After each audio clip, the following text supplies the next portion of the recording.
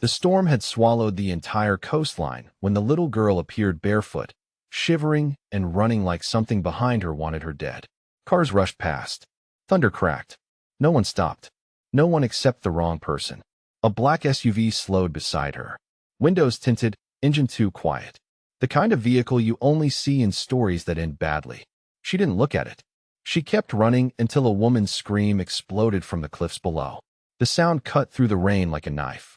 The girl stopped, turned, and her heart dropped down by the crashing waves. A car had skidded through the guardrail and plunged into the ocean with a woman still trapped inside. People gathered, shocked, frozen, filming with their phones instead of helping.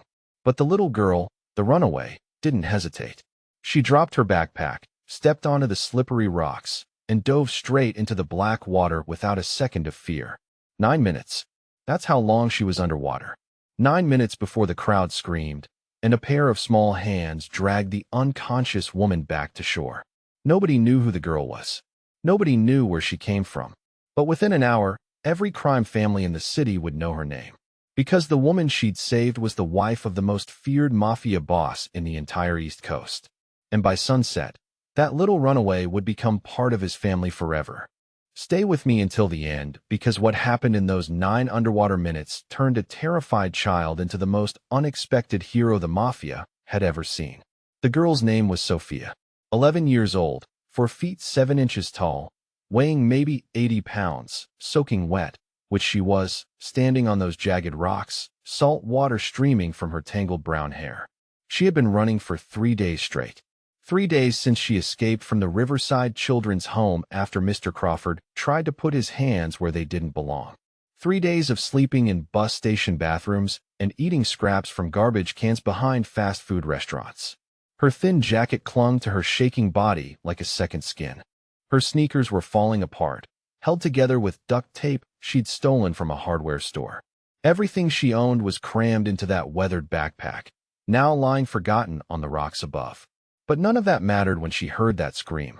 The luxury sedan had hydroplaned on the rain-soaked highway. Sophia watched it happen in slow motion.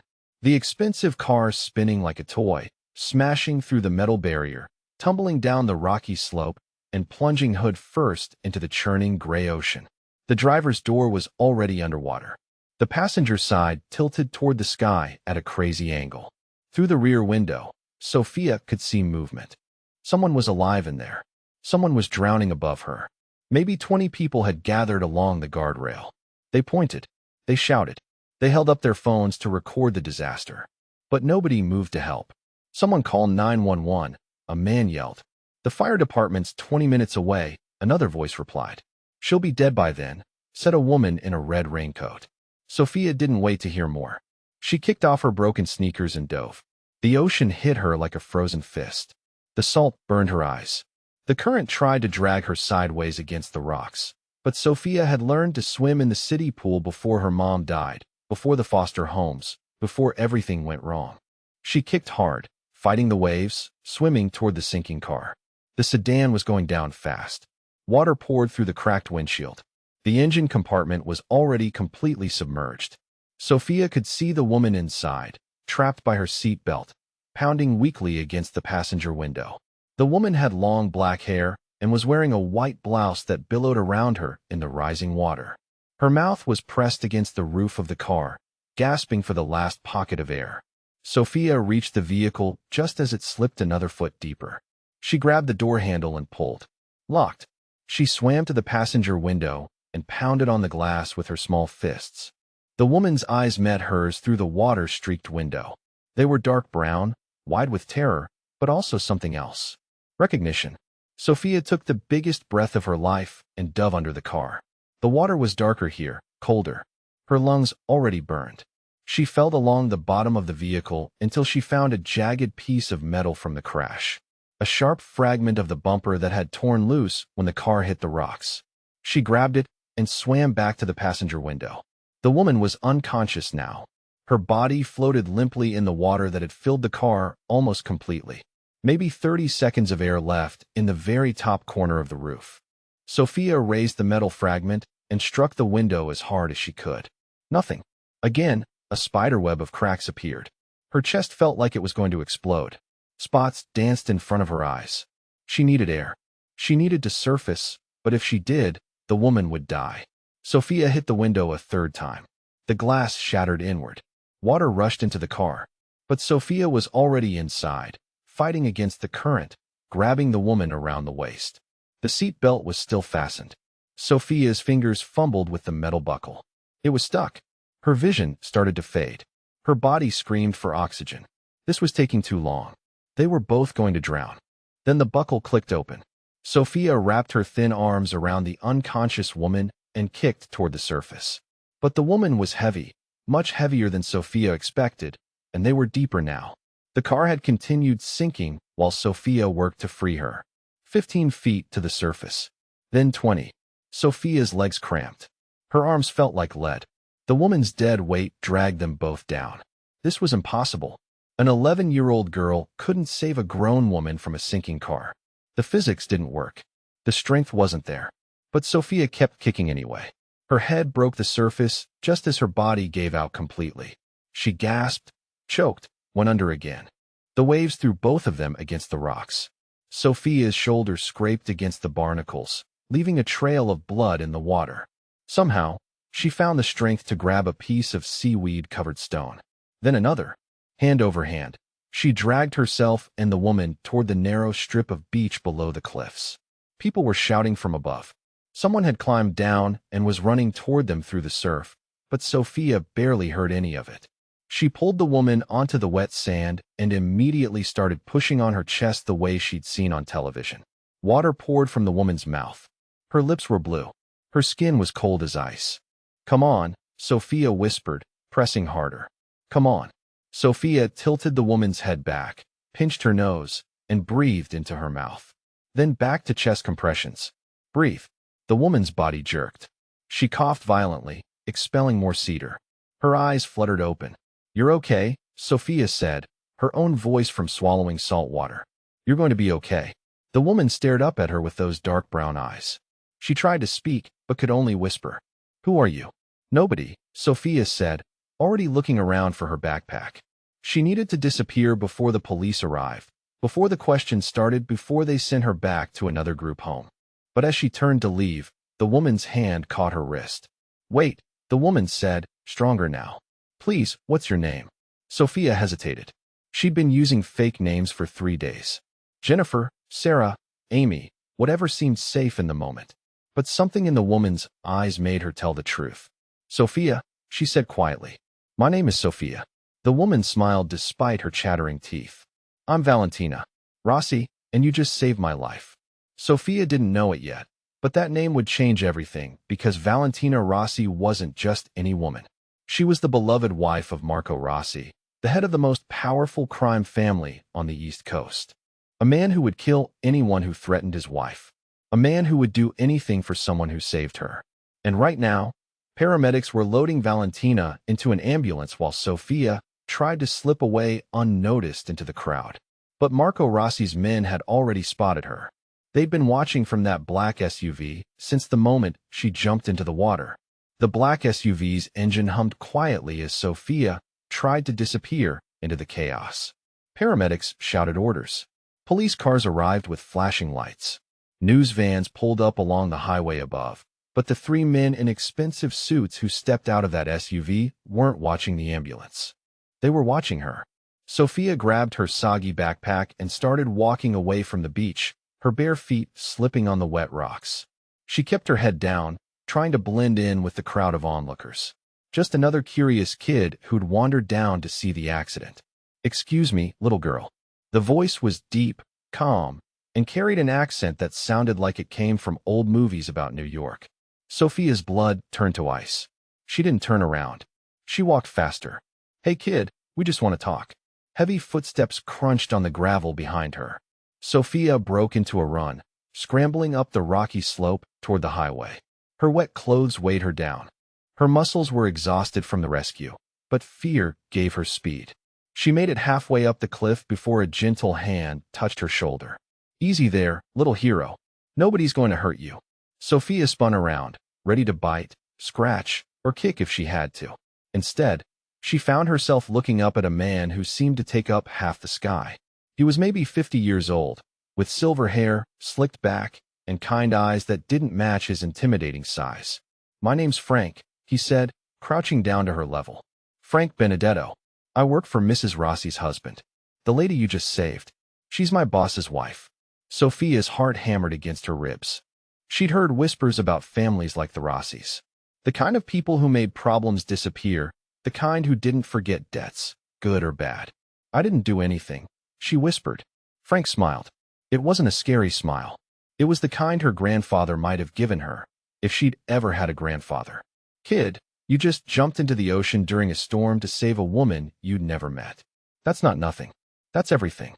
Behind Frank, the other two men waited by their SUV. They looked like bodyguards from movies.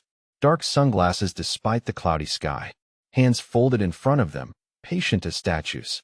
"What do you want?" Sophia asked. "Rossi wants to meet you. To thank you properly." Sophia shook her head. "I can't. I have to go." The question hung in the air like a challenge. Where could an 11-year-old runaway go? What home was waiting for her? What family would welcome her back? Sophia's silence was answer enough. "Look," Frank said, pulling a thick envelope from his jacket. "Rossi asked me to give you this. For what you did today." Sophia stared at the envelope. It was stuffed with money. More money than she'd ever seen in her life. Enough to buy food for months. Maybe even enough for a bus ticket to somewhere far away where nobody knew her name. But taking money from these people felt dangerous, like stepping into quicksand. "I don't want it," she said. Frank's eyebrows went up. "You don't want it. I just helped someone. That's what you're supposed to do." For a long moment, Frank studied her face. Then he stood up and tucked the envelope back into his jacket. "You know what, kid? I think Mr. Rossi is going to like you very much." Before Sophia could ask what that meant, Frank was walking back toward the SUV. Over his shoulder, he called, "Marco Rossi doesn't forget his debts, and right now, he owes you the biggest debt of his life." The three men climbed back into their vehicle and drove away, leaving Sophia standing alone on the rocky slope with questions spinning in her head. She didn't know that at that very moment, Marco Rossi was pacing the waiting room of St. Mary's Hospital like a caged tiger. She didn't know that his wife had whispered Sophia's name to him through oxygen tubes and 4 lines. She didn't know that he'd already sent his best men to find out everything there was to know about the little girl who'd risked her life for Valentina. What Sophia did know was that she was cold, hungry, and more alone than ever. She climbed the rest of the way to the highway and started walking. The rain had stopped, but dark clouds still covered the sky. Cars splashed through puddles as they passed, soaking her legs with dirty water. After an hour of walking, Sophia's strength gave out. She found a bus stop with a small covered bench and collapsed onto it, shivering. Her backpack was still damp. Her clothes clung to her skin. Her stomach cramped with hunger. She closed her eyes and tried to figure out her next move. Maybe she could hitchhike to the next town, find a truck driver who looked safe, or sneak onto a freight train like kids did in old movies. The sound of an approaching engine made her look up. Another black SUV was pulling into the bus stop, the same one from before.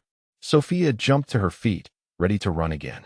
But this time, the passenger door opened and Valentina Rossi stepped out. She looked different than she had on the beach. Her black hair was dry now, pulled back in an elegant bun. She wore a long black coat over dark jeans and expensive-looking boots. But her face was still pale, and she moved carefully like someone who'd been through an ordeal. "Hello, Sophia," Valentina said softly. Sophia backed away until she hit the bus stop sign. "How did you find me?" "My husband's men are very good at finding people." Valentina took a step closer, "But I didn't come here to scare you. I came to say thank you." "Already said thank you." "Not properly." Valentina reached into her purse and pulled out a small box wrapped in silver paper. "This was my grandmother's. She gave it to me when I was about your age, and I've been waiting for the right person to pass it on to." Sophia stared at the box, but didn't take it. "I can't accept presents from strangers." Valentina smiled. "We're not strangers anymore. You saved my life. In my family, that makes us connected forever. Your family, the Rossi family." Valentina's voice carried a weight that Sophia didn't fully understand. "We take care of people who take care of us. And you, brave little Sophia, took better care of me than anyone ever has." Sophia looked past Valentina to the SUV. Through the tinted windows, she could see the silhouettes of the men inside. Waiting, watching, ready for whatever Valentina decided. I don't want to be part of any family, Sophia said. Families hurt you. They let you down. They send you away when you become inconvenient. Valentina's expression softened. Not this family. You don't know me. You don't know what I've done. The places I've been. You're right. I don't know your story yet. Valentina held out the silver box again. But I know your heart. I know what you're made of, and that's enough. Sophia's hands shook as she reached for the gift. The box was heavier than it looked. Inside, nestled in black velvet, was a necklace, a small golden pendant shaped like a lighthouse with a tiny diamond at the top. My grandmother told me that lighthouses guide ships safely to shore, Valentina said. Even in the worst storms, even when everything seems lost. She paused, watching Sophia's reaction. That's what you did for me today. Sophia touched the pendant with one finger. It was the most beautiful thing she'd ever held. There's something else, Valentina said. My husband would like to meet you to thank you properly. Will you come with me? Sophia looked up from the necklace. What if I say no? Then Frank will drive you wherever you want to go. No questions asked. And if I say yes, Valentina smiled. Then you'll have the best meal of your life, a warm bed to sleep in, and a family that will never ever let you down. Sophia clutched the lighthouse pendant in her small fist. For the first time in 3 days, she wasn't cold anymore. Sophia climbed into the SUV, clutching the lighthouse necklace like a lifeline. The leather seats were warm and soft, nothing like the hard plastic chairs in group homes, or the cold concrete she'd been sleeping on for days. Valentina sat beside her while Frank drove through the city streets. They passed neighborhoods Sophia had never seen before, where the houses got bigger and the lawns got greener with every mile. Where are we going? Sophia asked quietly. Home, Valentina said simply. The Rossi estate sat behind tall iron gates that opened automatically as they approached. Sophia pressed her face to the window, staring at gardens that looked like something from fairy tales, fountains, stone statues, trees older than anything she'd ever seen. The house itself was enormous. 3 stories of cream-colored stone with columns like a museum. Lights glowed warmly and dozens of windows. It was the kind of place Sophia had only seen in movies about rich people. This is where you live, she whispered. Valentina nodded. Marco and I don't have children of our own. It gets quiet sometimes. The SUV stopped in front of massive wooden doors. Frank got out first, scanning the area like he expected trouble. Then he opened Valentina's door, then Sophia's. Welcome to the Rossi family home, he said with a slight bow. Sophia stepped onto marble steps that probably cost more than most people's cars. Her bare feet looked tiny against the polished stone. Her torn jeans and faded t-shirt felt even more raggedy in this setting. The front doors opened before they reached them. A woman in a black dress with gray hair pulled into a tight bun smiled at Valentina. Rossi, thank God you're safe. We've been so worried. I'm fine, Rosa. Thanks to this brave young lady. Valentina placed her hand on Sophia's shoulder. Sophia, this is Rosa. She's been taking care of this house longer than I've been alive. Rosa's eyes widened as she looked down at Sophia. This is the child who saved you. This is her. Rosa knelt down to Sophia's level, her stern expression melting into something warm. Then you are a hero, little one. And heroes are always welcome in this house. They stepped into a foyer that made Sophia's jaw drop. Crystal chandeliers hung from a ceiling painted with angels and clouds. A curved staircase swept upward like something from a princess movie. Paintings in golden frames covered the walls. Rossi is waiting in his study, Rosa said. But perhaps the young lady would like to freshen up first. Sophia looked down at herself. She was still damp from the ocean. Salt had dried in her hair. Her clothes smelled like seaweed and fear. That's a wonderful idea. Valentina said, Rosa, could you draw a bath and maybe find some clothes that might fit? Of course. Sophia found herself following Rosa up that incredible staircase, her hand trailing along a banister smooth as silk. They walked down a hallway lined with more paintings and photographs. Happy families, wedding pictures, moments of joy captured forever. Rosa opened a door to reveal the most beautiful bathroom Sophia had ever seen. The bathtub was the size of a small swimming pool, surrounded by white marble and gold fixtures. Fluffy towels hung from heated racks, bottles of fancy soaps and shampoos lined glass shelves. Take as long as you need, Rosa said kindly. I'll find you something clean to wear. When Rosa left, Sophia stared at herself in the enormous mirror. She looked like a drowned rat. Her brown hair hung in tangles. Dark circles shadowed her eyes. Her lips were still slightly blue from the cold water. But around her neck, the lighthouse pendant caught the light and sparkled like a star. She filled the bathtub with water so hot it steamed. When she sank into it, every muscle in her body sighed with relief. The warmth soaked through her skin, chasing away the last of the ocean's chill. Sophia couldn't remember the last time she'd had a real bath. The group homes had showers with lukewarm water and time limits. Before that, the foster families had made her feel like a burden for using too much hot water. She stayed in that tub until her fingers wrinkled, washing her hair 3 times with shampoo that smelled like flowers. When she finally got out, Rosa had left a pile of clothes on the counter, soft jeans that fit perfectly, a sweater the color of cream that felt like wearing a cloud, new socks, even underwear that still had tags on it. Sophia stared at the clothes. They were nicer than anything she'd ever owned. "How did you know my size?" she called through the door. "I raised 5 children," Rosa's voice came back. "You learned to guess." When Sophia emerged from the bathroom, she found Rosa waiting with a hairbrush and a kind smile. "Sit," Rosa said, gesturing to a chair by the window. "Let me fix your hair." Sophia sat very still as Rosa gently worked the tangles from her hair. It had been so long since anyone had touched her with such care. Her throat tightened with emotions she didn't want to name. "There," Rosa said finally. "Beautiful."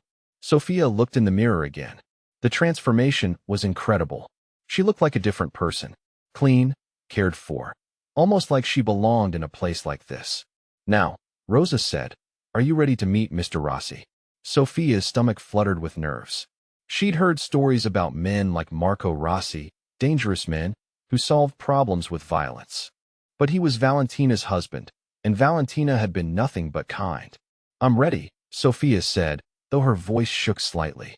They walked back downstairs and through corridors lined with artwork that probably belonged in museums.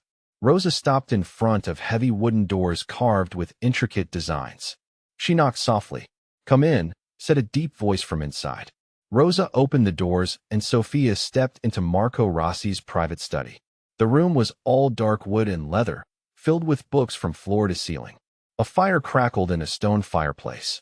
Behind a massive desk sat a man who seemed to fill the entire space with his presence. Marco Rossi was not what Sophia had expected. He was tall and broad-shouldered with salt and pepper hair and intelligent brown eyes. He wore a simple white shirt with the sleeves rolled up, no tie.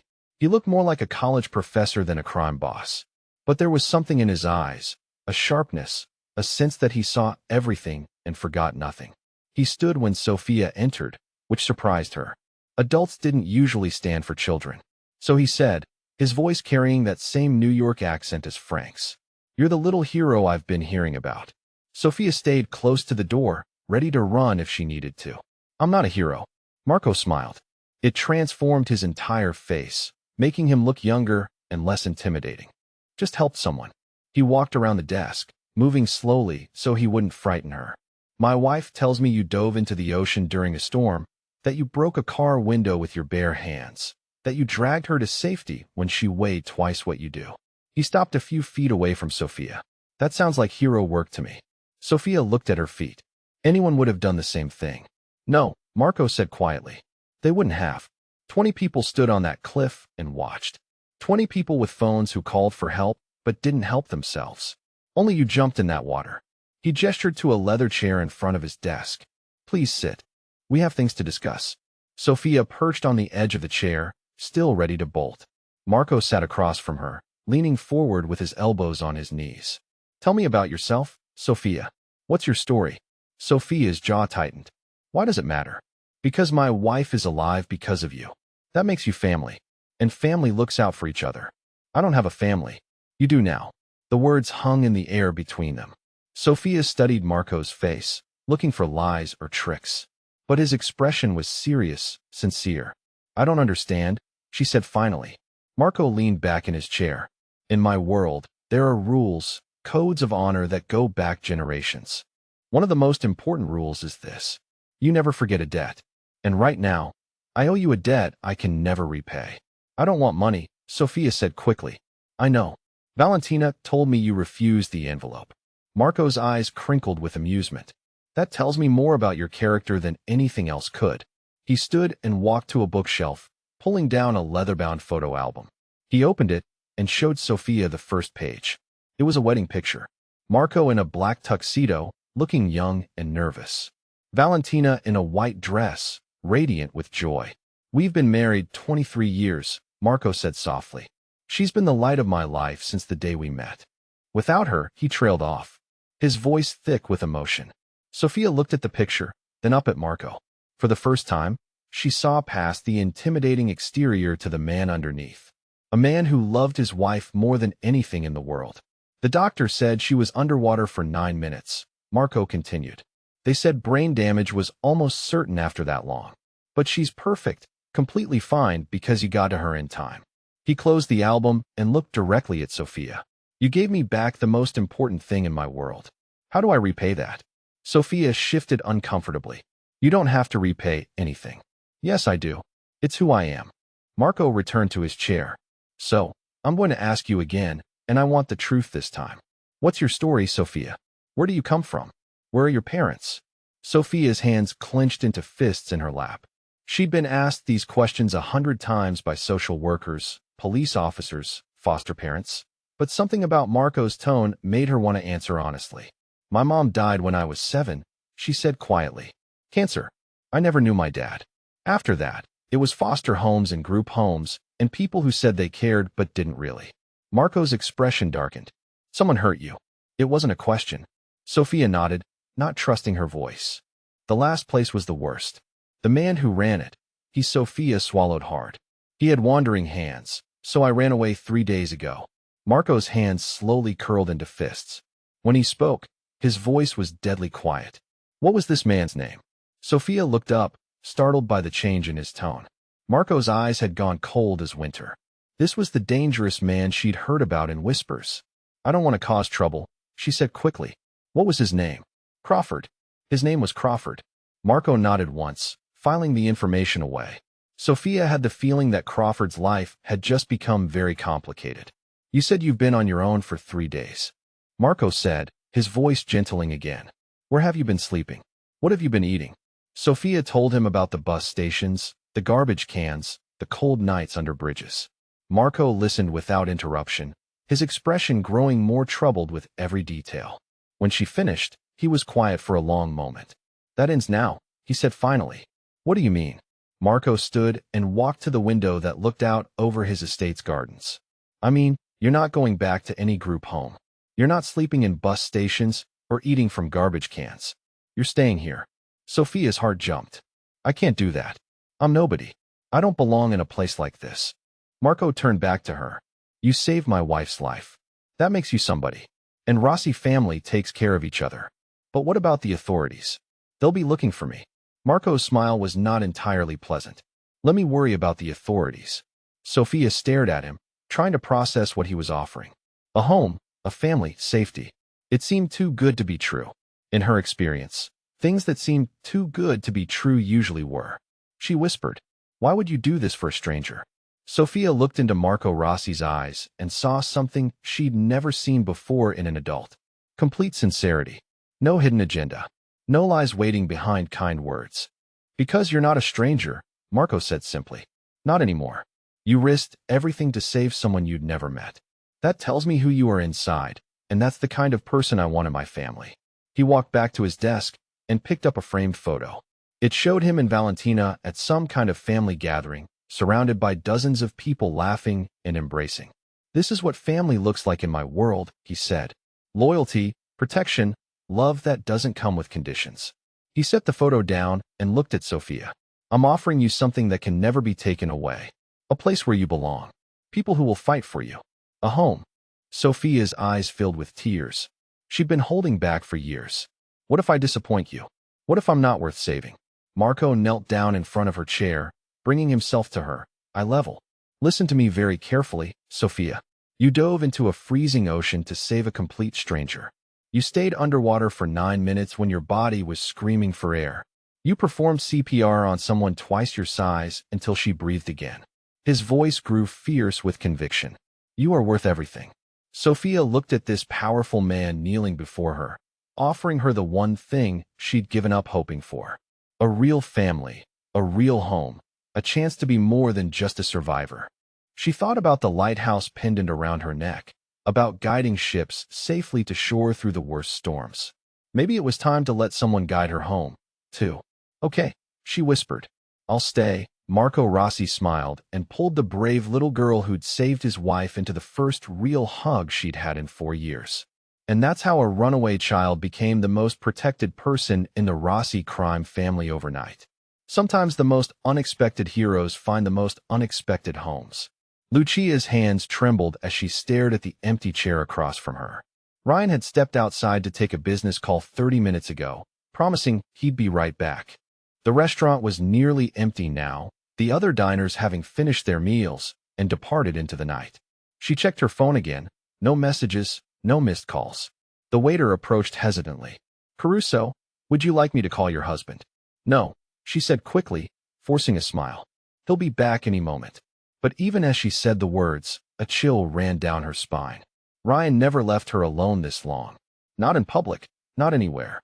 In his world, wives were protected, guarded, never left vulnerable, unless something had gone terribly wrong. She gathered her purse, her heart racing as she walked toward the restaurant's entrance. The street outside was empty, except for their black sedan. The driver nowhere to be seen. Ryan's bodyguards were gone, too. A piece of paper fluttered under the windshield wiper. With shaking hands, she pulled it free, reading the words that made her blood run cold. Your husband chose his business over your safety. Now you'll learn what that choice costs. Come to Pier 47 alone or watch him die slowly. You have 1 hour. Lucia looked around frantically, but the street remained empty. Somewhere in the shadows, predators were circling, and the man who had sworn to protect her was nowhere to be found. 2 hours earlier, Lucia Caruso had been getting ready for what she thought would be a romantic dinner with her husband. She chose the midnight blue dress he loved, the one that made him look at her like she was the only woman in the world. They had been married for 3 years, and she was still learning to navigate the complexities of being a mafia boss's wife. Ryan was protective to the point of suffocation sometimes, but she understood it came from love. In his world, showing weakness meant death, and she was his greatest weakness. You look stunning, he said when she emerged from their bedroom, his dark eyes appreciating every detail. Thank you. She smoothed the silk fabric, still sometimes surprised by the expensive clothes that filled her closet now. 3 years ago, she had been a struggling art teacher. Now she was Mrs. Ryan Caruso, living in a mansion with more security than Fort Knox. Ready, he offered his arm, ever the gentleman, despite his dangerous profession. The restaurant was one of their favorites, an intimate French place that Ryan's family had been patronizing for decades. The owner, Pierre, greeted them personally, leading them to their usual corner table, where Ryan could sit with his back to the wall and watch all the entrances. The usual, Mr. Caruso, Pierre asked. Please. Ryan's attention was already scanning the room, cataloging faces, exits, potential threats. It was automatic for him now, this constant vigilance. Lucia had learned not to take it personally. She ordered the salmon and settled in to enjoy what had become a rare evening out together. Ryan's business had been particularly demanding lately, keeping him away from home for days at a time. How was your day?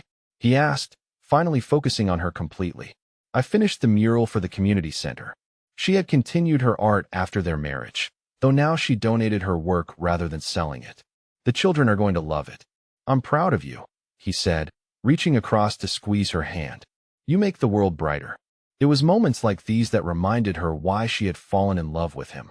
Beneath the dangerous exterior was a man capable of incredible tenderness, someone who saw beauty in her art and encouraged her dreams. Their dinner arrived, and for a while they talked about normal things, her latest painting, a book she was reading, plans for redecorating the guest room. It felt almost like being a regular couple, if she ignored the fact that his bodyguards were stationed at nearby tables, and he kept a gun under his jacket. Then his phone buzzed. Ryan glanced at it, his expression immediately shifting to business mode. I need to take this. Can it wait? Lucia asked, though she already knew the answer. I'm sorry, love. 5 minutes, I promise. He kissed her forehead and stepped outside, leaving her alone with her thoughts and the growing unease that always accompanied his mysterious phone calls. 5 minutes turned into 10, then 15. Lucia finished her wine and ordered another, trying to ignore the looks from other diners. She was used to being stared at. Being Ryan Caruso's wife made her a curiosity in certain circles. But tonight felt different. At 20 minutes, she started to worry. Ryan never broke his promises to her, especially not about something as simple as a phone call. The waiter refilled her wine glass with obvious concern. "Is everything all right, Mrs. Caruso?" "Fine," she lied, checking her phone again. Still nothing. She tried calling Ryan, but it went straight to voicemail. That was unusual. He always kept his phone on when they were out together. At 30 minutes, she knew something was wrong. Lucia stood up, ignoring the curious stares from the remaining diners, and walked to the restaurant's entrance. The street outside was quiet, too quiet. Their car was still there, but she couldn't see Marcus, their driver, anywhere. She pulled out her phone to call Ryan's security team, but before she could dial, she noticed the paper under the windshield wiper. With trembling fingers, Lucia read the note again, her mind racing. This was exactly the kind of situation Ryan had trained her for. The reason he insisted she carry a panic button and memorize emergency protocols. But all of those protocols involved calling his security team, and the note explicitly warned against that. Her phone buzzed with a text from an unknown number. "We're watching. Come alone or watch him die." Lucia stared at the message, her heart pounding. Every instinct told her to call for help, to follow the safety procedures Ryan had drilled into her. But the thought of him in danger overrode every rational thought. She had 1 hour to save the man she loved, and she was completely on her own. Lucia walked back into the restaurant on unsteady legs, her mind racing through possibilities. She could call Ryan's lieutenant, Carlos, but that would take time she didn't have. She could contact the police, but Ryan's business relationships with law enforcement were complicated at best. The note burned in her hand. Someone had taken her husband, the most powerful man she knew, and was using him as bait to get to her. But why? What could they possibly want with her?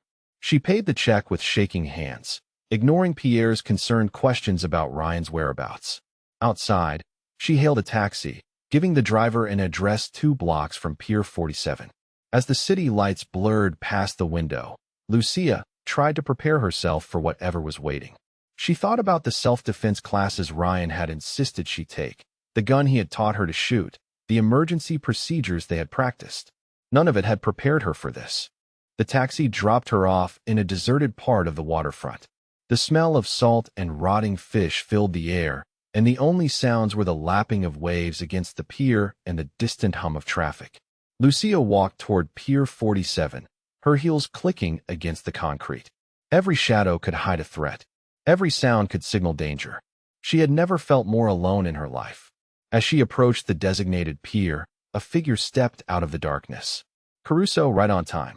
The man who emerged from the shadows was someone Lucia recognized with a shock that nearly brought her to her knees. Carlos Torres, Ryan's most trusted lieutenant, stood before her with a smile that made her blood run cold. "Carlos."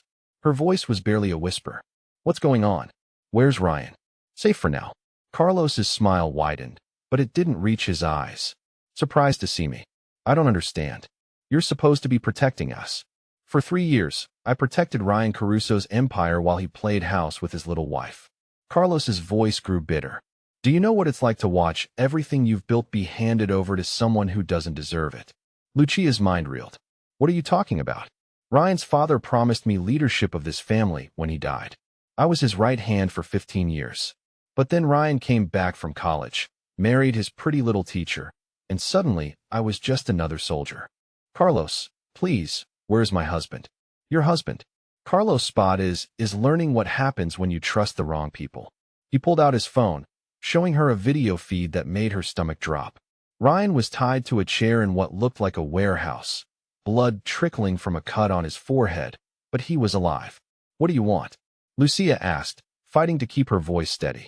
"What I've always wanted. Control of the Caruso family." Carlos put the phone away.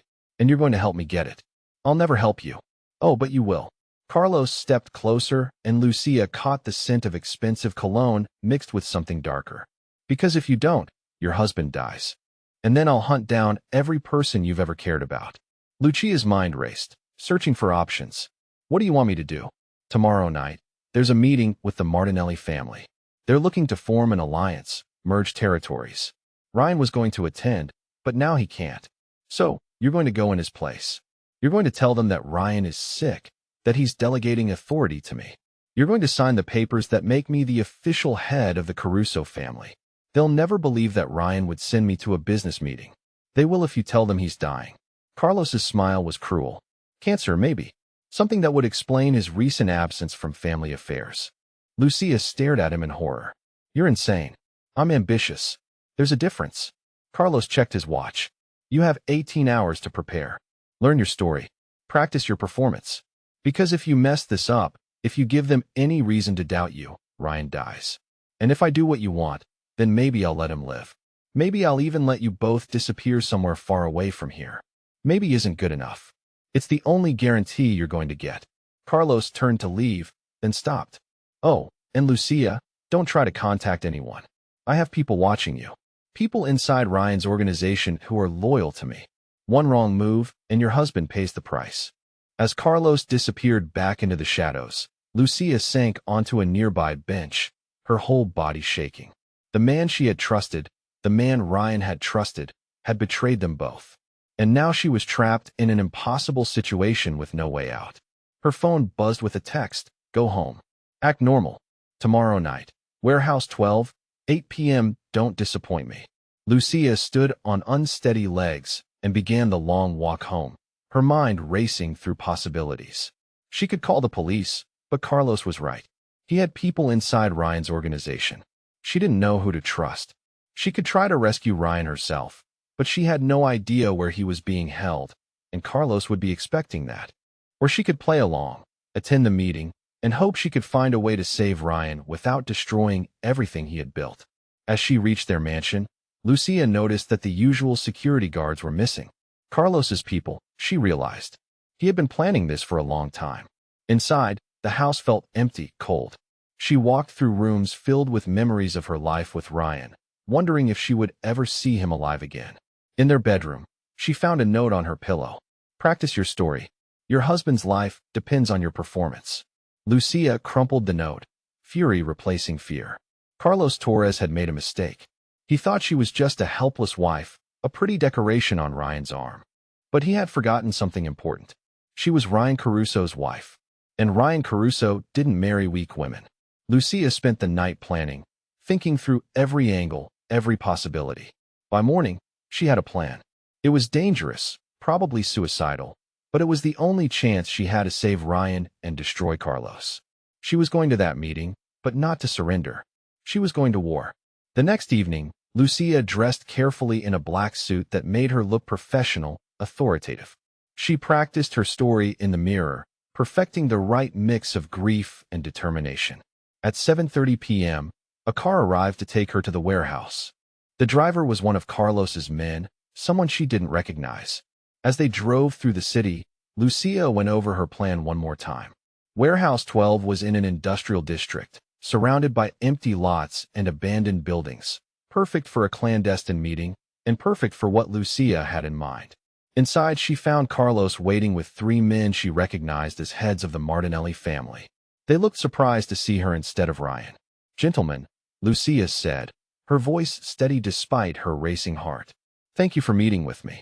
Mrs. Caruso, said the oldest of the 3, Salvatore Martinelli. Where is your husband? That's what I need to discuss with you. Lucia took a deep breath, preparing to deliver the performance of her life. Ryan is dying. The words hung in the air like a death sentence. Carlos smiled, thinking his plan was working perfectly. But Lucia wasn't finished. He has maybe 6 months to live, she continued. And he's asked me to ensure the family's future. By delegating authority to Carlos Torres, Salvatore asked. No, Lucia said firmly. By delegating authority to me. Carlos's smile disappeared. What are you doing? What my husband asked me to do. Lucia turned to face the Martinelli men. Ryan wants me to take over the family. He's been training me for months, preparing me for this moment. That's impossible, Carlos sputtered. Women don't run families. This woman does. Lucia's voice grew stronger.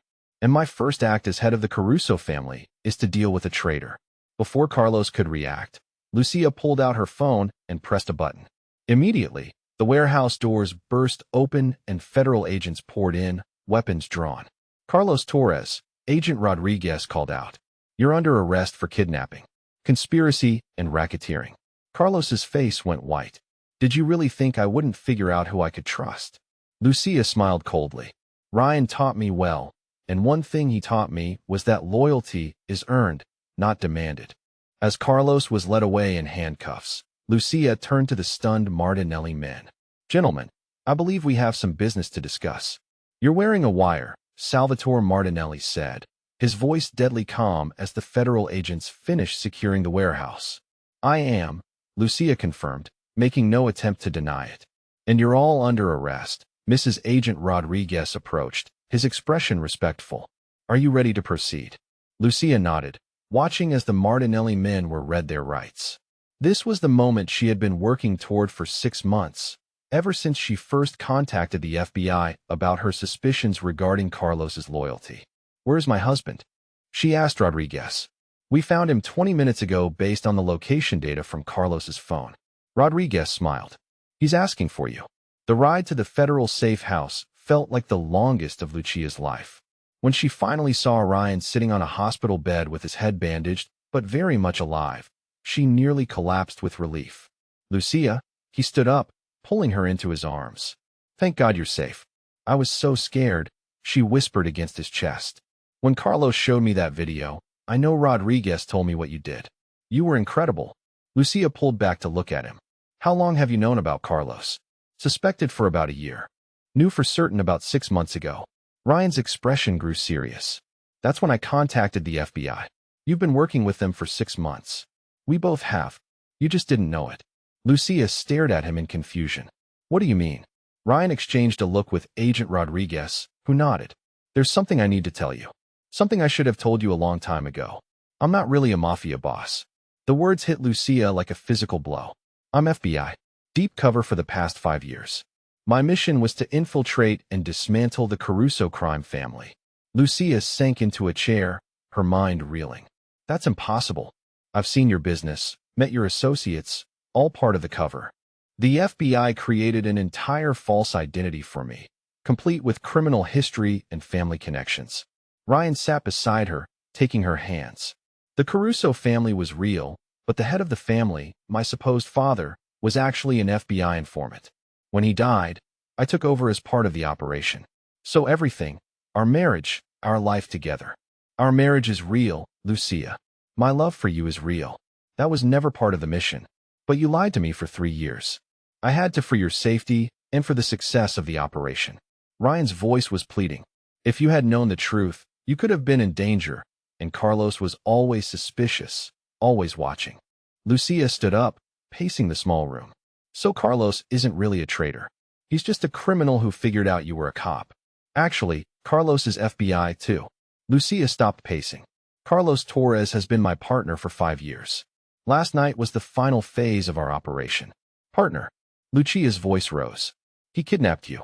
He threatened to kill you. He staged my kidnapping to flush out the remaining members of the organization. We needed the Martinellis to reveal themselves, to make contact." Ryan stood up, moving toward her. "Lucia, I know this is a lot to process." Lucia laughed, but there was no humor in it. "My husband is a federal agent. His supposed enemy is also a federal agent, and I've been living a lie for 3 years." "Not a lie," Ryan said firmly. "Our love isn't a lie. Our marriage isn't a lie. The only lie was my job. Your job that involves pretending to be a criminal. My job that involves stopping real criminals. The Martinelli family was responsible for dozens of murders, drug trafficking, human trafficking. We stopped them." Lucia sank back into the chair, overwhelmed. "So what happens now?" "The operation is over. Carlos and I will testify at the trials, and then we'll be reassigned. Wherever we want to go. The FBI is offering us new identities, relocation, whatever we need to start fresh." Lucia looked at him. This man she thought she knew. This stranger who was her husband. "And what if I don't want to start fresh? What if I want my old life back?" "Lucia, what if I want to be married to Ryan Caruso, not to some FBI agent whose real name I don't even know?" Ryan was quiet for a moment. "My real name is Ryan Mitchell." I'm from Ohio. I have a degree in criminal justice, and I've been in love with you since the day we met. When we met, you were pretending to be someone else. I was pretending to be a criminal. I wasn't pretending to love you. Lucia stood up again, needing space to think. I need some air. Lucia, wait. But she was already walking out of the room, leaving Ryan behind with his explanations and his truths that felt like lies. Outside the safe house, Agent Rodriguez was waiting. Caruso, or should I say Mrs. Mitchell? I don't know anymore, Lucia said honestly. For what it's worth, Ryan never wanted to deceive you. He fought the decision to keep you in the dark, but he did it anyway. Because he loved you, because keeping you safe was more important to him than being honest. Lucia looked at the agent. How long have you known about Ryan's real identity from the beginning? About his feelings for you? Since about a week after you started dating. How he requested permission to tell you the truth. We denied it. He requested a transfer to a different case. We denied that, too. He threatened to quit the bureau if anything happened to you. Lucia felt tears prick her eyes. He did. Ryan Mitchell is one of the best agents I've ever worked with, but he would have given it all up for you. And now he gets to choose. The criminals are in custody. He can stay with the bureau, or he can walk away. What does he want to do? That depends on you. Lucia looked back toward the safe house where Ryan was waiting for her decision. 3 years of marriage, 3 years of love, 3 years of lies. But underneath all the deception, the man she had fallen in love with was still there. Ryan Mitchell or Ryan Caruso. He was still the man who held her when she had nightmares, who encouraged her art, who looked at her like she was his whole world. The question was, could she forgive him for the lies, and could she love him for the truth? Lucia found Ryan sitting on the steps of the safe house, his head in his hands. When he looked up at her, she saw something she had never seen before in his eyes. I thought you might not come back, he said quietly. I thought about it. Lucia sat beside him, maintaining some distance. Agent Rodriguez told me some things, such as that you wanted to tell me the truth, that you requested transfers, threatened to quit. Ryan nodded. I hated lying to you. Every day, every conversation, every time you asked about my work, and I had to make something up. But you did it anyway because the alternative was losing you. If you had known the truth, you would have been in constant danger. Carlos wasn't the only one watching us, Lucia. There were real criminals in that organization. People who would have killed you without hesitation if they suspected you knew anything. Lucia was quiet for a moment, processing. So the threats, the security, the constant fear, that was all real. Very real. The Caruso crime family had enemies, rivals who would have used you against me. My cover had to be perfect, which meant our life had to look completely authentic, including our marriage. Ryan turned to face her fully. Our marriage was the only real thing in my life for 3 years. Everything else was an act, a role I played. But what I felt for you, what we built together, that was genuine. How can I believe that? How can I believe anything you say now? Because I'm not asking you to take my word for it. Ryan pulled out his phone, scrolling through files. I kept a record. Every conversation with my handlers, every report I filed, every time I mentioned you. He showed her the screen, and Lucia read entries dating back to when they first met. Subject is developing feelings for civilian contact. Recommend reassignment. Request denied. Subject must maintain cover relationship. Subject's emotional attachment to civilian is compromising objectivity. Strongly recommend extraction. Operation takes priority. Lucia scrolled through months of similar entries, watching Ryan's growing frustration with the Bureau's demands. You really wanted out? She said softly. I wanted you to know the truth. I wanted to marry you as myself, not as a character I was playing. But you married me anyway, because I loved you too much to let you go, and because I hoped that when the operation was over, we could start fresh. Lucia handed him back the phone. What's your real story, Ryan? Who are you when you're not pretending to be a mafia boss? Ryan smiled, and for the first time in years, it looked completely genuine. I'm from a small town in Ohio. My father was a police officer killed in the line of duty when I was 16. My mother is a teacher. I have a younger sister who's a doctor. They know about me. They know I'm married to an amazing woman who makes me want to be better than I am. They don't know the details of my cover, but they know you're real. What else? I wanted to be a cop like my father, but I was recruited by the FBI straight out of college. This was my first long-term undercover assignment. Ryan paused. And my last. I'm done, Lucia. Win or lose. I'm walking away from undercover work. I can't live a lie anymore, especially not with you. Lucia felt something shift in her chest, a loosening of the anger and hurt she had been carrying. What would you do instead? Whatever you want. The Bureau offered us relocation, new identities, but we don't have to take it. I could transfer to a field office, work regular cases, or I could leave the FBI entirely, find something else. And what do you want? I want to wake up every morning as myself, married to the woman I love, building a life that's completely honest. Ryan reached for her hand tentatively. I want to earn back your trust. Lucia looked at their joined hands, thinking about everything they had been through. The fear, the lies, the love that had somehow survived it all. The night Carlos took you, she said slowly. I was terrified, not just of losing you, but of losing the life we had built together. I know, but maybe the life we built was based on a lie. Ryan's face fell, but Lucia continued. Maybe it's time to build a new one, based on the truth this time. Hope flickered in Ryan's eyes. What are you saying? I'm saying that Ryan Mitchell sounds like someone I'd like to get to know. Lucia smiled for the first time in days. And maybe someone I could fall in love with. Even after everything I've put you through, especially after everything you've put me through, you chose me over your career, over your mission. You were willing to give up everything for me. I'd do it again. I know. That's why I think we might have a chance. Ryan pulled her closer, and Lucia let him, feeling some of the walls around her heart begin to crumble. She asked, now we figure out who we are when we're not pretending to be other people. And Carlos Torres is actually Carlos Rivera, Agent Rodriguez's younger brother. He'll be fine. Probably get a commendation for his performance. Lucia laughed, surprising herself. This is all so surreal. I know, but it's over now. The operation, the lies, the danger, it's all over, and we get to start fresh if you want to. Lucia looked at Ryan, really looked at him, seeing past the Mafia boss persona to the man underneath. He was still handsome, still protective, still the person who had held her through nightmares and encouraged her dreams. But now she could see the exhaustion in his eyes, the relief of finally being able to tell the truth. I want to, she said, but I have conditions. Anything. No more lies ever. Even if the truth is difficult or dangerous or complicated. And I want to meet your family, your real family. My mother is going to love you. And I want us to go to counseling. We have 3 years of deception to work through. Whatever you need. Lucia took a deep breath. And I want you to propose to me again. As yourself this time. Ryan's eyes widened. Lucia, I want to marry Ryan Mitchell, not Ryan Caruso. I want a wedding where I know who I'm saying yes to. Ryan stood up, pulling her with him. Then, to her surprise, he dropped to one knee right there on the steps of the federal safe house. Lucia Moretti, he said, his voice shaking with emotion. My name is Ryan Mitchell. I'm an FBI agent from Ohio who fell in love with an art teacher and spent 3 years lying to her to keep her safe. I'm not perfect.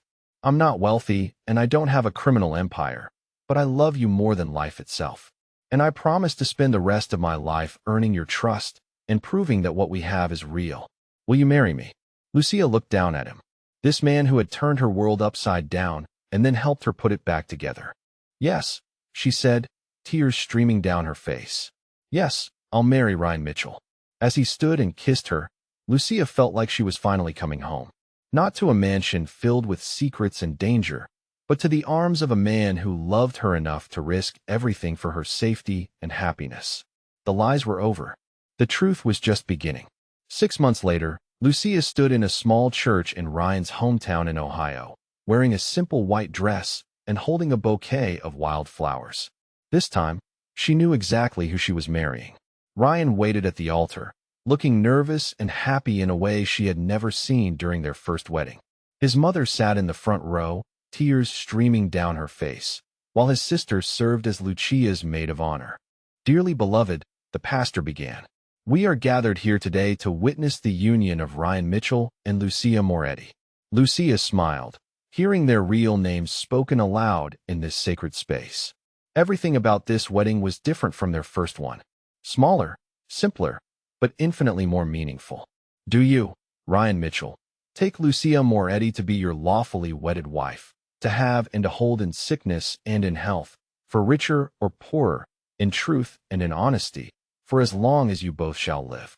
I do, Ryan said, his voice strong and clear. Do you, Lucia Moretti, take Ryan Mitchell to be your lawfully wedded husband, to have and to hold, in sickness and in health, for richer or poorer, in truth and in honesty, for as long as you both shall live? I do, Lucia replied, meaning it with every fiber of her being. By the power vested in me, I now pronounce you husband and wife. You may kiss your bride. As Ryan kissed her, Lucia felt complete in a way she never had before. This was real. This was honest. This was the beginning of their true life together. The reception was held in the church hall, decorated with Lucia's artwork and filled with Ryan's family and friends from the FBI. Agent Rodriguez gave a toast that carefully avoided mentioning the specifics of their undercover operation, instead focusing on Ryan's dedication and Lucia's courage. To Ryan and Lucia, he raised his glass, who proved that love can survive anything, even the truth. As the evening wound down, Lucia and Ryan stepped outside for some air. The small town was quiet, peaceful in a way that their old life had never been. Any regrets? Ryan asked, a question that had become something of a ritual between them. Only one, Lucia said. What's that? That we didn't do this 3 years ago. Ryan laughed, pulling her close. I love you, Lucia Mitchell. I love you too, Ryan Mitchell. They had spent the past 6 months in counseling, working through the complex emotions surrounding their relationship. It hadn't been easy. There had been arguments, tears, moments when Lucia wasn't sure they would make it through, but they had both been committed to building something real, something honest. Ryan had left undercover work, transferring to the FBI's art crime unit, where he could use his knowledge of criminal organizations to recover stolen artwork. Lucia had started teaching again, this time at a local college, and was working on her first gallery show featuring paintings inspired by their journey. What are you thinking about? Ryan asked, noticing her distant expression. Just everything. How different our life is now. Better, different, or worse different? Better. Definitely better. Lucia looked up at the stars, visible here in a way they never were in the city. I feel like I can breathe again. No more looking over your shoulder. No more wondering if the man I love is going to come home alive. No more lies. Lucia agreed. They stood in comfortable silence, holding each other under the Ohio sky. In the distance, Lucia could hear music from the reception, laughter from Ryan's family, the sounds of a normal happy celebration. Thank you. For what? For choosing me over your mission, over your career, over everything. You chose me. I'll always choose you, Ryan said fiercely. In every life, in every situation, I'll always choose you. As they walked back toward the church hall, Lucia reflected on the strange journey that had brought them here. A year ago, she had been the wife of a Mafia boss living in luxury but constant fear. Now she was the wife of an FBI agent living in a small apartment but complete freedom. The money was gone. The mansion was gone. The designer clothes and expensive cars were all gone. But what remained was stronger than any of that material wealth. What remained was love. Real, honest, tested love that had survived deception, danger, and the complete upheaval of everything they thought they knew about each other. Mitchell, Ryan said as they reached the door. I like the sound of that. Good, because you're stuck with it for the next 60 years or so. Only 60. Fine, 70. But after that, we'll have to renegotiate. Lucia laughed, feeling lighter than she had in years. As they rejoined their wedding reception, she looked around at the faces of Ryan's family and friends. People who knew exactly who they were, who loved them for their truth rather than their fiction. This was what happiness looked like. Not a mansion filled with secrets, but a church hall filled with honesty. Not a life built on lies, but a love built on truth. And as Ryan spun her around the dance floor to a song played by his sister on an old piano, Lucia knew that every moment of fear, every tear shed, every sleepless night had been worth it to arrive at this moment. She was finally home, not in a place, but in the arms of a man who loved her enough to risk everything for her safety, and who trusted her enough to share his truth. Sometime later, they would build a house together, start a family, create a life filled with art and laughter, and the kind of ordinary moments that had once seemed impossible. But for now, it was enough to dance in a small church hall in Ohio, surrounded by people who knew their real names and loved them anyway. The lies were over, the truth was beautiful, and their love story was just beginning. Sometime later, Lucia stood in her art studio, putting the finishing touches on a painting that would be the centerpiece of her upcoming gallery show. The canvas depicted a woman walking away from shadows toward light, and it captured everything about her journey from deception to truth. "How's it coming along?" Ryan asked from the doorway, holding 2 cups of coffee. Almost finished, she accepted the coffee gratefully, stepping back to examine her work. "What do you think?" "I think it's perfect, just like the woman who painted it." Lucia smiled, still feeling a flutter in her chest when he looked at her that way. 2 years into their real marriage, and she was still discovering new things about Ryan Mitchell, like the fact that he made terrible jokes when he was nervous, or that he sang in the shower, or that he cried during sad movies. "Any word from the gallery?" he asked. "They want to extend the show for another month. Apparently, people are responding to the truth and redemption theme." "I'm not surprised. Your art has always been about healing." Lucia looked around her studio, filled with paintings that chronicled their journey. There were dark pieces from the early days of their marriage when she had been painting her fears without understanding them. Then came the chaotic works from the period of revelation and rebuilding. And finally the newer pieces, bright, hopeful, honest. Do you ever miss it? The excitement, the danger, the adrenaline. Ryan considered the question seriously. "Sometimes I miss the feeling of making a difference, of stopping bad people from hurting others, but I don't miss the lies. And I definitely don't miss the fear." "You still make a difference." The art recovery unit has returned millions of dollars worth of stolen pieces to their rightful owners. "And I get to come home to you every night without worrying that someone might try to kill us in our sleep," Lucia laughed. "The bar for a good day has definitely been lowered." "Speaking of good days," Ryan said, his tone shifting to something more serious. "I have some news." "What kind of news?" "The kind that might change our plans for the evening." Lucia turned to face him fully, noting the barely contained excitement in his expression. "Ryan, what's going on?" "Carlos called. The last of the Martinelli associates was convicted today. Life sentence, no parole." "That's wonderful. But it means it's over, Lucia. Completely over. The trials, the testimony, all of it. We're finally free to live our lives without any connection to that world." Lucia felt a weight she hadn't realized she was carrying lift from her shoulders. "Really? It's really over." She sat down her coffee and threw her arms around him, feeling tears of relief spring to her eyes. "I can't believe it. We did it. We survived everything they threw at us, and we came out stronger." As they held each other in the afternoon light streaming through the studio windows, Lucia thought about the woman she had been 3 years ago. Naive, sheltered, living a life built on lies she didn't even know existed. That woman would never have imagined she could survive what they had been through. But she had more than survived. She had thrived. She had found her strength, her voice, her truth. "What are you thinking about?" Ryan asked. "Just how different everything is. How different I am. You're still the same woman I fell in love with. You're just more yourself now. More myself, stronger, braver, more confident. The Lucia I married 3 years ago was beautiful, but she was hiding. The Lucia I married to now shines." Lucia pulled back to look at him. "You know what I realized? I spent so much time being angry about the lies, about the deception. But maybe it was all necessary. Maybe we needed to go through all of that to get here." "You think so?" "I think we both needed to be tested to see if what we had was real. If it could survive the worst possible circumstances." Lucia smiled. "And it did. It more than survived. It flourished. So what now? What do we do with our completely honest, completely normal life?" Ryan grinned. "I have some ideas. Such as, well, we could start with dinner. Then maybe a movie. Then maybe we could discuss those plans we've been making." "What plans?" "The ones involving a house with a big yard and maybe some little feet running around." Lucia's heart skipped. They had been talking about starting a family, but carefully, wanting to make sure their relationship was solid first. "You think we're ready?" "I think we're more than ready.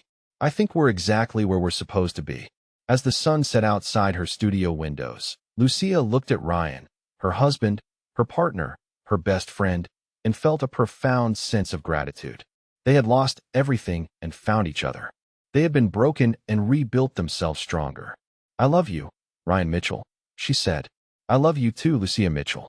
And as they walked home together through the quiet streets of their small town, Lucia knew that whatever came next, children, challenges, the ordinary struggles of a normal life, they would face it together, honestly, with no secrets between them. The truth was beautiful, and their real love story was just beginning. 5 years had passed since Sophia first walked through the doors of the Rossi estate as a frightened 11-year-old runaway. Now, at 16, she moved through those same halls with the confidence of someone who truly belonged. Her transformation was remarkable, not just physically, but in every way that mattered. The scared little girl had become a young woman of extraordinary capability, trained by Marco himself in everything from classical literature to strategic thinking, from art appreciation to the subtle arts of negotiation and influence. Sophia stood in front of her bedroom mirror, adjusting the collar of her pristine white blouse. Today was important.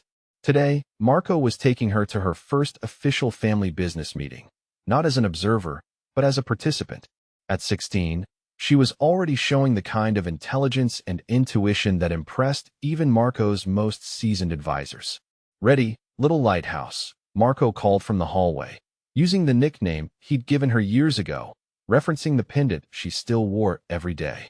"Almost," she replied, checking her appearance one final time. The girl who stared back at her from the mirror bore little resemblance to the ragamuffin who had dove into the ocean 5 years ago.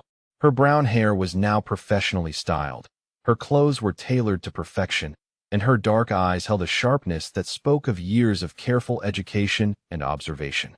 But more than that, there was a strength in her posture, a confidence in her bearing that came from knowing she was loved, protected, and valued. Sophia walked downstairs to find Marco waiting in his study, dressed in one of his impeccably tailored suits.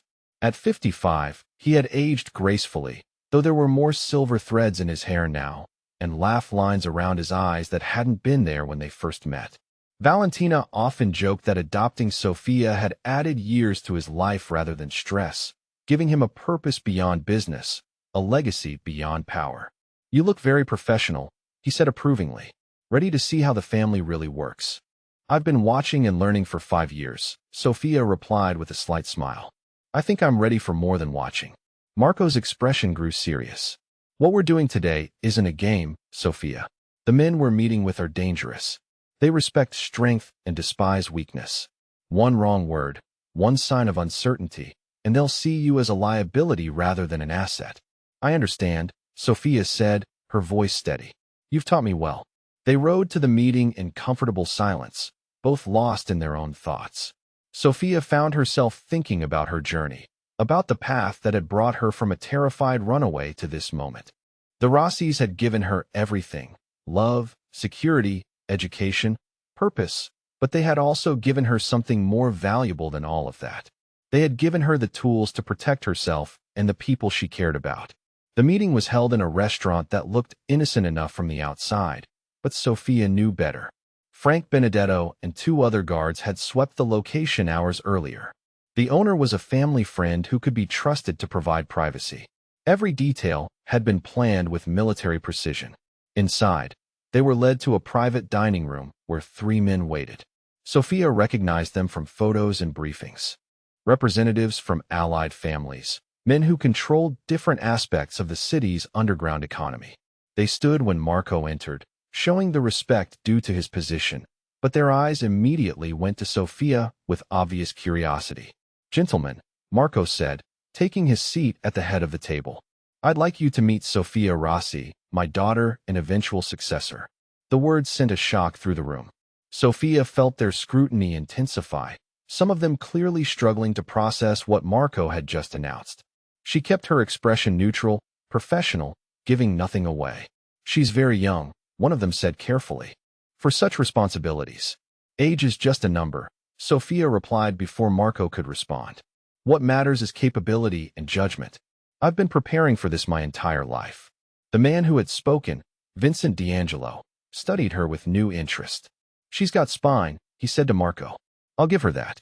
"She's got more than spine," Marco replied. "She's got intelligence, loyalty, and something none of us had growing up. She chose this family. That makes her commitment absolute." For the next 2 hours, Sophia listened as the men discussed territory disputes, profit sharing, and strategic alliances. She said little, but when she did speak, her comments were insightful and well considered. She could see the shift in their attitudes as the meeting progressed, the way their initial skepticism gave way to grudging respect. When they finally left the restaurant, Marco was quiet for several blocks before speaking. "You did well today," he said. "Better than well. You reminded me why I chose you as my successor." Sophia felt a warm glow of pride. "Does that mean I can take on more responsibility?" "It means you're ready for the next phase of your education. There are things about our business that you need to understand, things I've been protecting you from until now." "What kind of things?" "The darker aspects of what we do. The choices that keep you awake at night. The prices we pay for the power we wield." Marco's voice grew heavy. "I've tried to shield you from the worst of it, to let you grow up with some innocence intact. But if you're going to lead this family someday, you need to understand all of it." "I'm ready," Sophia said without hesitation. "No, you're not." Marco's smile was sad. "No one ever is.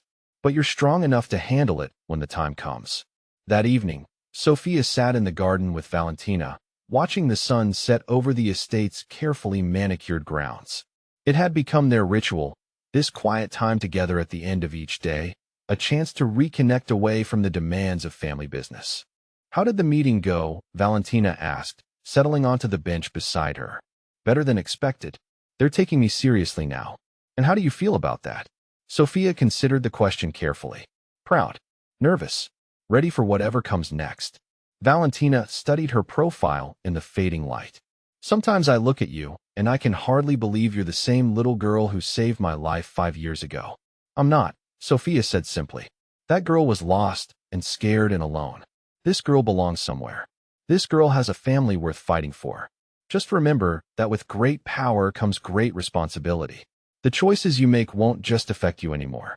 They'll affect everyone who looks up to you, everyone who depends on you for protection." "I understand," Sophia said. "Marco has made that very clear. Your father is a good man who's had to make hard choices to survive in a difficult world. But he's always tried to be honorable within the constraints of his position. I hope you'll remember that when your time comes." Sophia reached over and took Valentina's hand. "Everything I am, everything I've become, is because you and Marco saved me. I'll never forget that. And I'll never dishonor the family name." As they sat together in the gathering darkness, both women thought about the future that lay ahead. Sophia's ascension to leadership was still years away, but the groundwork was being laid now. Every lesson, every meeting, every decision was preparing her for the enormous responsibilities she would one day shoulder.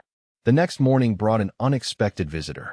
Sophia was in the library, working through a stack of business journals that Marco insisted she read, when Frank knocked on the door.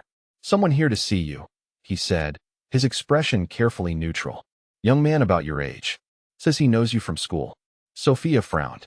She attended an exclusive private academy, but she kept her distance from her classmates, knowing that her family connections made genuine friendships complicated.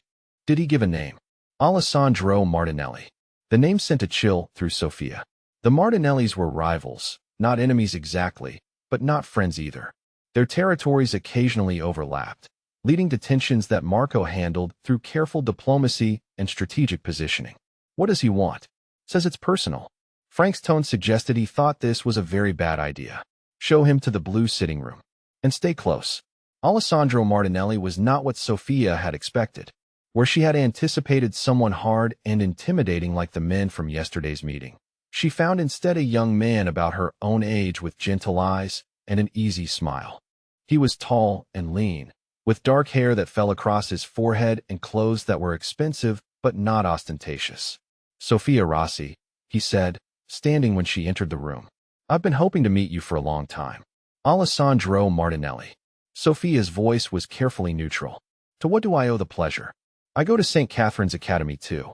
I've seen you in the library, in advanced placement classes. You're brilliant, but you never talk to anyone. There's a reason for that. Because of who your family is." Alessandro's smile was understanding. "Same reason I keep to myself. Hard to make real friends when everyone knows your last name." "What do you want, Alessandro?" "To be honest, I wanted to meet the girl who saved Valentina Rossi's life. The story is legendary in our world." Sophia studied his face, looking for signs of deception or ulterior motives. She found none, but that didn't necessarily mean anything. The Martinellis were known for their intelligence and subtlety. "It's not that interesting a story. I think you're wrong about that. It takes incredible courage to do what you did. An incredible heart. Their conversation continued for nearly an hour, ranging from school subjects to books to their shared experiences growing up in powerful families. Despite her better judgment, Sophia found herself enjoying Alessandro's company. He was intelligent and thoughtful, with a sense of humor that made her laugh despite herself. When he finally left, Sophia found herself thinking about him for the rest of the day. That evening, Marco noticed her distraction. "Something on your mind?" "I had a visitor today. Alessandro Martinelli." Marco's expression darkened immediately. What did he want? "To talk. About school, about books, about growing up in families like ours." "And you believe that was his only motive?" Sophia hesitated. "I think so. Yes. Sophia, the Martinellis are not our friends. They're competitors at best, enemies at worst. Their territory borders ours, and they've been pushing the boundaries for months." He seemed different. Not like his father or his uncles. "He's being groomed to take over their operations, just like you're being groomed to take over ours. Don't let a pretty face and smooth words make you forget that." But there was something in Alessandro's eyes when he spoke about wanting to change things, to make the business more legitimate, more honorable. It reminded Sophia of conversations she'd had with Marco about the future of their own family. Over the following weeks, Alessandro began appearing regularly at school events that Sophia attended. At first, she was suspicious, wondering if he was following some kind of agenda. But gradually, she began to look forward to their conversations. He challenged her intellectually in ways that her tutors never did, and he seemed to genuinely understand the unique pressures of their shared situation. Their friendship deepened when Alessandro confided in her about his own struggles with family expectations. His father wanted him to be ruthless and aggressive, to expand their territory through force if necessary. But Alessandro dreamed of legitimizing their operations, of finding ways to use their influence for good rather than just profit.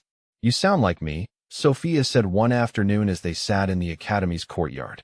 "I want to honor my family's legacy while making it something better." "Maybe we could do that together," Alessandro said quietly. The words hung between them, loaded with implications that neither was quite ready to address directly. But Sophia felt something shift in her chest, a possibility she hadn't considered before. When she told Valentina about her growing friendship with Alessandro, she was surprised by the older woman's reaction. "Be careful, little one. Affairs of the heart can be more dangerous than affairs of business." "It's not like that," Sophia protested, though she wasn't entirely sure that was true. "Isn't it?" Valentina smiled knowingly. "I see the way your face lights up when you mention his name. Even if it was, what would be so wrong with that?" "Nothing, if he were anyone else. But he's a Martinelli. His family and ours have been circling each other like wary wolves for generations. A romance between you could either bring our families together or tear them apart completely." Sophia spent a long time that night staring at the ceiling, thinking about Valentina's words. She had always known that her position came with sacrifices, that her personal choices would always be viewed through the lens of family benefit. But she had never imagined that her heart might become another casualty of family politics. The crisis came sooner than anyone expected. A dispute over a waterfront property escalated when some of the younger Martinelli soldiers decided to send a message by damaging one of the Rossi family's legitimate businesses. The attack wasn't serious enough to be considered an act of war, but it was significant enough to demand a response. Sophia was in Marco's office when the call came in. She watched his face grow hard as he listened to the report, saw his hands clench into fists as the details were relayed. "How bad?" she asked when he hung up the phone. "Bad enough. They hit the restaurant on 5th Street. No one was hurt, but they did enough damage to shut us down for weeks." "What are you going to do?" "What I have to do. Send a message back that we won't be intimidated." Sophia felt her stomach drop. What kind of message? The kind that makes them think twice before trying something like this again. "Marco, wait. Before you do anything, let me talk to Alessandro." "Absolutely not. He might be able to help. He's not like his father or his uncles. He wants to find peaceful solutions to these kinds of conflicts." "Sophia, this isn't a school debate. This is business. Real business with real consequences. Please, just give me 24 hours. Marco studied her face for a long moment. "You care about him." It wasn't a question, and Sophia knew there was no point in denying it. "Yes. And does he care about you?" "I think so." Marco was quiet for several minutes, clearly wrestling with the decision. Finally, he sighed. 24 hours. But if he can't deliver, if his family makes another move against us, then we handle this my way. Sophia nodded, understanding the gravity of what she was taking on. If she couldn't find a peaceful solution, if her feelings for Alessandro had clouded her judgment about his family's intentions, then she would bear responsibility for whatever violence followed. She met Alessandro that evening at a small cafe far from both their neighborhoods, somewhere they were unlikely to be seen by anyone connected to either family. He seemed surprised by her urgency, but his expression grew serious as she explained the situation. "I didn't know," he said, his voice heavy with regret. "I've been trying to stay out of family business, focusing on school and my own plans. But some of the younger guys, they see my father's restraint as weakness. Can you stop them?" "I don't know. I'm not officially part of the decision-making process yet. Alessandro, people could die over this. Marco is planning to retaliate, and once that starts, it could spiral completely out of control." Alessandro was quiet for a long time, staring down at his hands. Finally, he looked up at her with determination in his eyes. "I'll talk to my father tonight. I'll convince him to make reparations for the damage and to control his soldiers better. But Sophia, there's something you need to understand. If I do this, if I openly advocate for peace with your family, it's going to change how my own people see me. Some of them will think I'm weak, or worse, that I've been compromised." "What do you mean, compromised?" "I mean they'll think my judgment has been affected by my feelings for you." Sophia's heart skipped. "Your feelings for me?" Alessandro reached across the table and took her hand. "I've been falling in love with you since the day we met. I think you know that." "I do know that," Sophia said softly. "Because I've been falling in love with you too." They sat in silence for a moment, both understanding that they had just crossed a line that would change everything.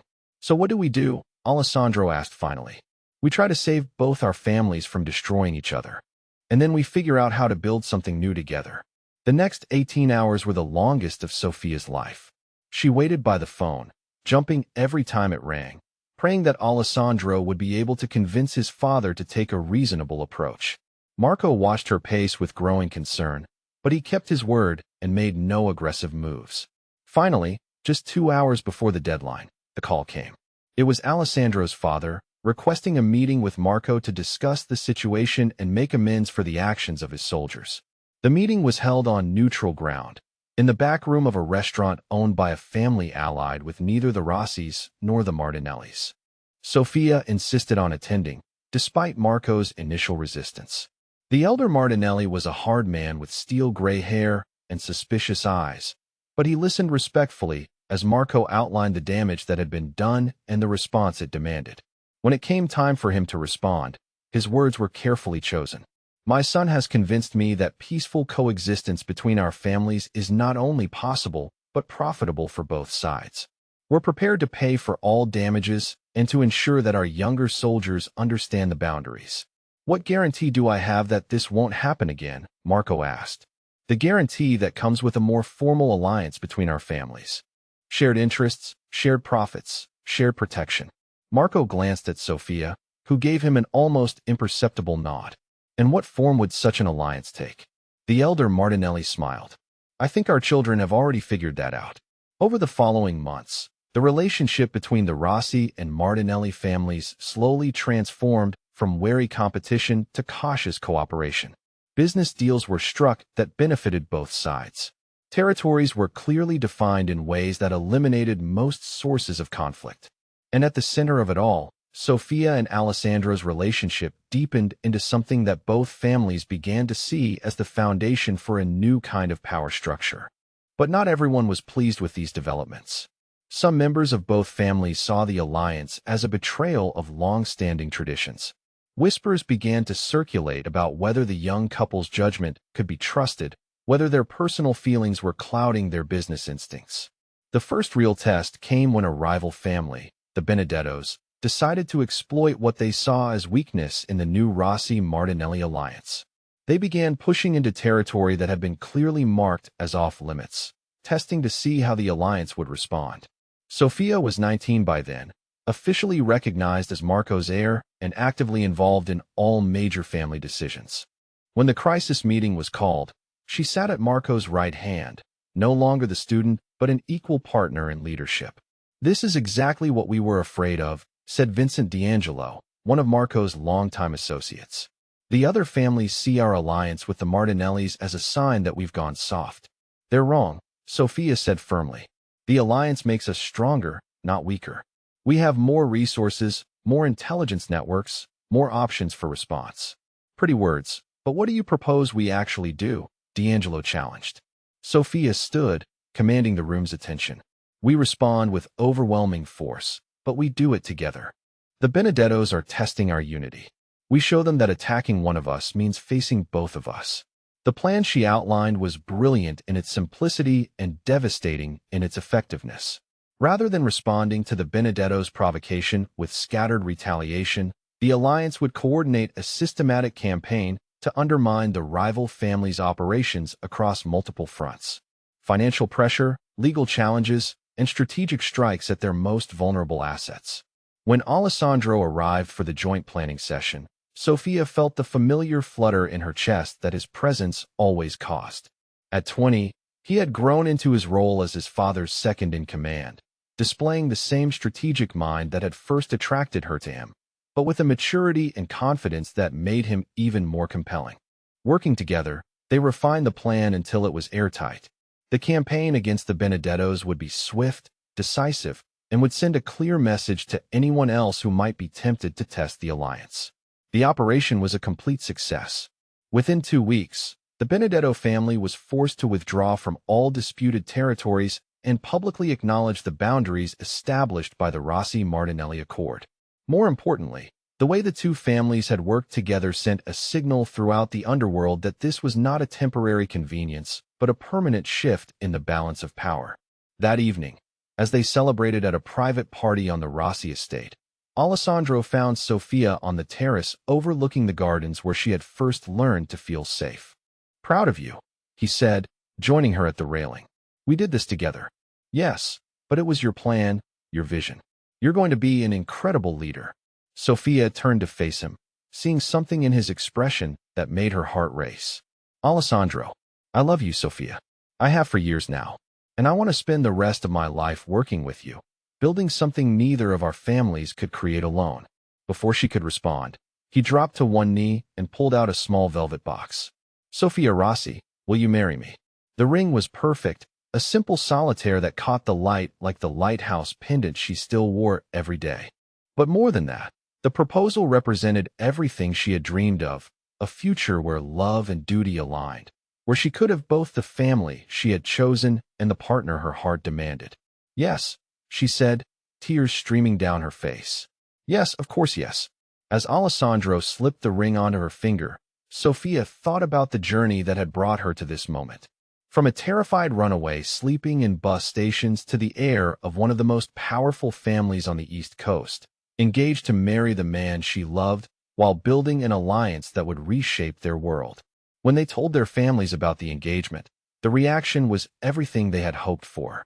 Marco embraced Alessandro like a son, while the elder Martinelli welcomed Sophia into his family with genuine warmth. Both men understood that this marriage would solidify the alliance in ways that no business agreement ever could. The wedding was planned for the following spring, giving both families time to prepare for what would essentially be a coronation as much as a celebration. Sophia would not just be marrying Alessandro. She would be officially assuming her role as the next generation of leadership, with all the responsibilities that entailed. As the date approached, Sophia found herself thinking often about the scared little girl who had jumped into the ocean 5 years earlier. That girl had been running from something, desperately trying to escape a life that offered no hope, no future, no love. This woman was running towards something, embracing a destiny that would allow her to protect and provide for hundreds of people who depended on her family's strength and wisdom. The night before the wedding, Sophia sat in her childhood bedroom, looking through a photo album Valentina had compiled over the years. Pictures from her first Christmas with the Rossis, her graduation from middle school, formal family portraits, candid shots of her and Alessandro at various family functions. The progression told a story of transformation, but more than that, it told a story of love, of what was possible when people chose to see potential rather than problems.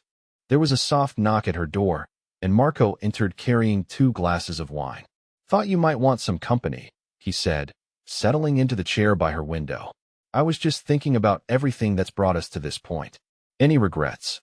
"Only one," Sophia said, echoing a conversation they'd had many times over the years. "That it took something as traumatic as nearly losing Valentina for us to find each other." Marco smiled.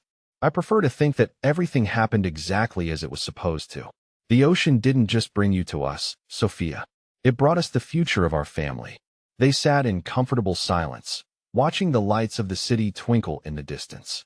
Tomorrow, Sophia would marry the man she loved and officially take her place as one of the most powerful women in their world.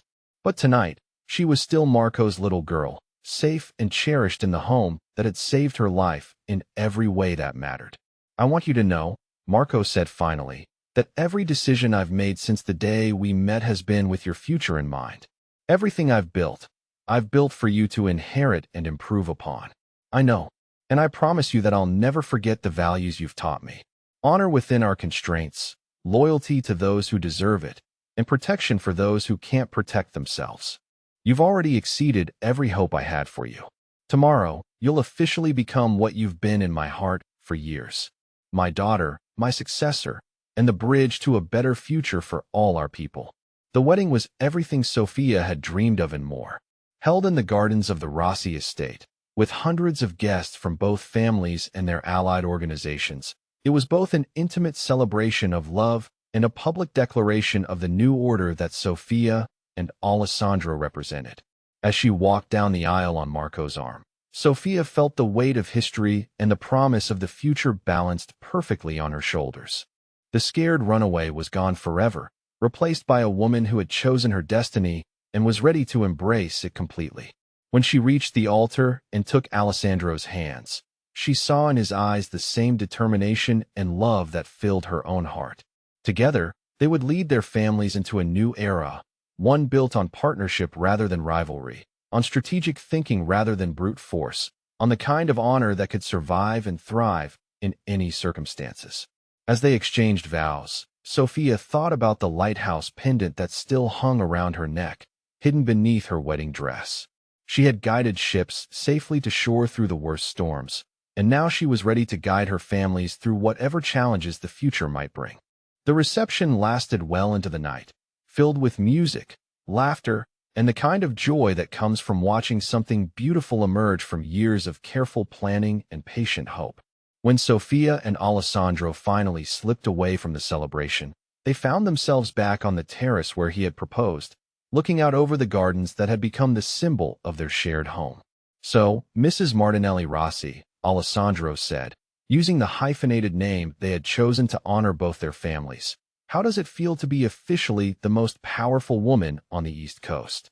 "Like everything I've ever wanted," Sophia replied, turning in his arms to face him. "Like coming home."